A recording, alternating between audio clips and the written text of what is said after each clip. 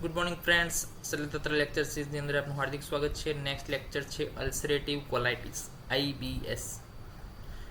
IBS ulcerative colitis એ શું છે તો કે અલ્સર થાય છે અને એની અંદર કોલાઇટિસ એટલે કે કોલોનનું ઇન્ફ્લામેશન ઓફ ધ કોલોન અને ulceration of the mucosa of the colon, એ બંને વસ્તુ જેની અંદર થાય છે અલ્સરેટિવ કોલાઇટિસ તરીકે ઓળખાય છે. પહેલી જ વસ્તુ આવે છે કે characterized by ulceration of mucosa of colon, એટલે કે મ્યુકોઝા ઓફ કોલોનનું શું થાય છે અલ્સરેશન.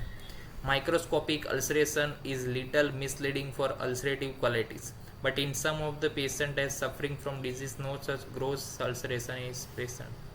એટલે કે માઇક્રોસ્કોપિક અલ્સરેશન અને અલ્સરેટિવ કોલાઇટિસ એ બંને વસ્તુ અલગ અલગ છે. એક આવે કે અલ્સર થોડુંક પ્રમાણમાં માઇક્રોસ્કોપિક લેવલ હોય અને એક આવે કે મેક્રોસ્કોપિક લેવલ હોય. તો માઇક્રોસ્કોપિક જે અલ્સરેશન છે લિટલ મિસલીડિંગ છે ફોર અલ્સરેટિવ કોલાઇટિસ. કેટલાક પેશન્ટમાં આપણે થોડાક માઇક્રોસ્કોપિક અલ્સરેશન જોઈએ તો આપણને એવું થાય કે આને અલ્સરેટિવ કોલાઇટિસ હશે, પરંતુ એવા પેશન્ટની અંદર એ અલ્સરનો ગ્રોથ જે છે એટલો બધો હોતો નથી કે જેટલું અલ્સરેટિવ કોલાઇટિસની અંદર જોવા મળે છે. તો એ વસ્તુ આપણે ડિફરન્શિયલ ડાયગ્નોસિસ કરતી વખતે ધ્યાન રાખવી જોઈએ. હવે વાત કરવી છે એના કોઝ વિશે કે અલ્સરેટિવ કોલાઇટિસ કેમ થાય છે.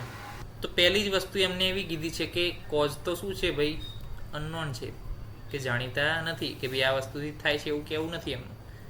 પરંતુ એક પોપ્યુલર થિયરી છે કે ઓટો ઇમ્યુન થિયરી જે છે પોપ્યુલર છે. એની અંદર એલર્જીક કન્ડિશન અમુક હોય, દાખલા તરીકે કોઈકને ગાયના દૂધથી, કોઈકને ઘઉંથી, કોઈકને ટમેટાથી, કોઈકને નારંગી સંતરા, કોઈકને બટાટા, કોઈકને ઈંડા, આ બધાથી એલર્જી હોય.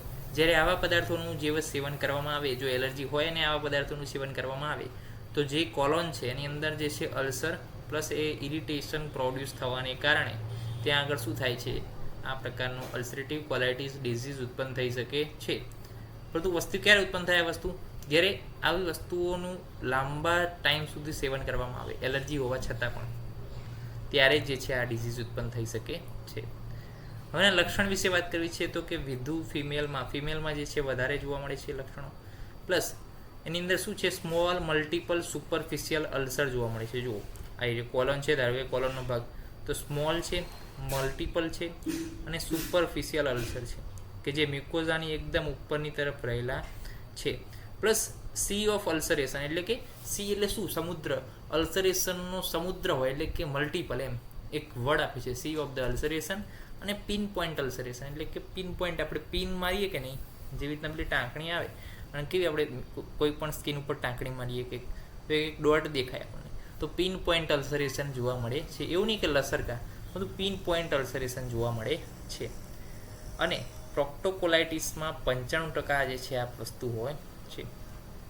95% જે છે પ્રોક્ટોકોલાઇટિસની અંદર જાય છે અલ્સરેટિવ કોલાઇટિસ. અને એની અંદર શું છે, રેક્ટમથી સ્ટાર્ટ થાય છે અને કોલોનમાં જે છે અલ્સર જે છે એન્ડ પામે છે. આ લક્ષણો થઈ ગયા કે શું છે.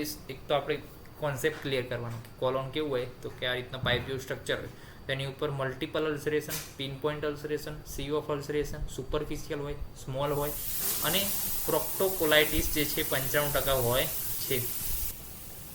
હવે આપણે વાત કરવી છે કાર્ડિનલ સિમ્ટમ્સ, એટલે કે એવા કયા સિમ્ટમ્સ આપણને દેખાય છે કે જેથી આપણે નક્કી કરી શકીએ કે આ ભાઈ અલ્સરેટિવ કોલાઇટિસ જ છે.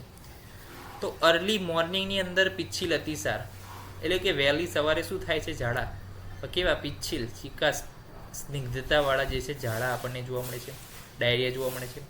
15 થી 20 stool frequency per day with blood હોય, વિથ મ્યુકોઝા હોય, કે 15 થી 20 વાર જે છે સ્ટૂલ જવું પડે અને બ્લડની સાથે પણ હોય અને એની અંદર મ્યુકોઝા પણ આવતી હોય. હવે એક્યુટ અને ક્રોનિકનો થોડો ભેદ બતાવ્યો છે, તો એ આપણે જાણી લઈએ કે એક્યુટની અંદર ફીવર આવે, પ્લસ એબડોમિનલ ડિસ્ટેન્શન પણ થાય, ટેન્ડરનેસ જોવા મળે પેટના કોલોનના જે છે એરિયાની અંદર. પછી કે છે એનિમિયા, કારણ કે બ્લડ નીકળે છે. અને શોક, કેમ તો કે હાઇપોવોલેમિક શોક જોડાય છે, કારણ કે જે વધારેમાં વધારે ડાયરિયા થાય એટલે હાઇપોવોલેમિક શોક થવાની શક્યતાઓ પણ રહેલી છે. ક્રોનિક જો હોય તો ક્રોનિકની અંદર વધારે પાણી નીકળી જાય શરીરનું તો ડિહાઇડ્રેશન થાય.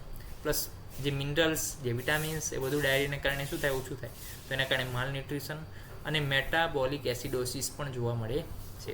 તો આ થઈ ગયા કાર્ડિનલ સિમ્ટમ્સ. એની અંદર મેઇન વસ્તુ શું યાદ રાખવાની છે, અર્લી મોર્નિંગમાં પિચ્છિલ અતિસાર અને 15 થી 20 stool frequency per day with blood પણ હોય અને વિથ મિકોઝા પણ હોય. આ જે છે અલ્સરેટિવ કોલાઇટિસનું જે છે કાર્ડિનલ સિમ્ટમ્સ છે, વારંવાર પૂછાય છે.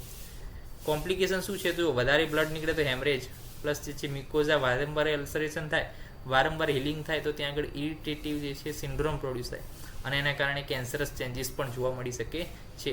જો વધારે ડીપ અલ્સર હોય તો પરફોરેશન થાય, પ્લસ પેરીરિનલ એબ્સેસ પણ જોવા મળે છે. હવે આપણે વાત કરવી છે એના ટાઈપ વિશે અલ્સરેટિવ કોલાઇટિસના, પરંતુ આ વિડીયો થઈ ગયો છે થોડો લાંબો, તો આ લેક્ચરની અંદર આપણે આટલું જ જોઈશું. કોમ્પ્લિકેશન, કાર્ડિનલ સિમ્ટમ્સ, લક્ષણો, કોઝ ઘણું વધારે જોયું છે અલ્સરેટિવ કોલાઇટિસની અંદર. તો નેક્સ્ટ લેક્ચરની અંદર નવી વિગત સાથે મળીશું અલ્સરેટિવ કોલાઇટિસની પાર્ટ 2 ની અંદર. ત્યાં સુધી રજા આપશો. જય હિન્દ, જય ભારત, જય આયુર્વેદ, જય ધન્વંતરી. નમસ્કાર.